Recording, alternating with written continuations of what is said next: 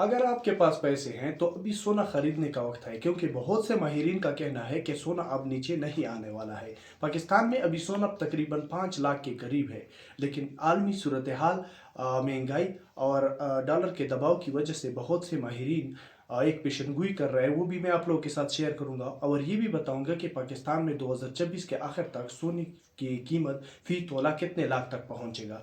लेकिन आप लोगों ने वीडियो को एंड तक देखना है। वीडियो पसंद आए तो वीडियो को लाइक करना है, चैनल को सब्सक्राइब करना है। चलिए वीडियो की जानिब।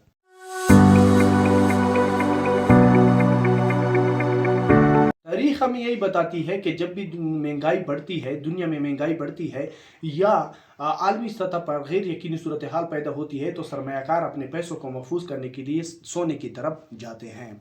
पिछले चंद सालों से आप देख रहे हैं कि सोना मुसलसल ऊपर की तरफ जा रहा है, लेकिन अभी भी आलमी माइशी दबाव, महंगाई और गैर यकीनी सूरत हाल की वजह से बहुत सारे सरमायाकार अपने सरमाए को महफूज करने के लिए सोने की तरफ भाग रहे हैं।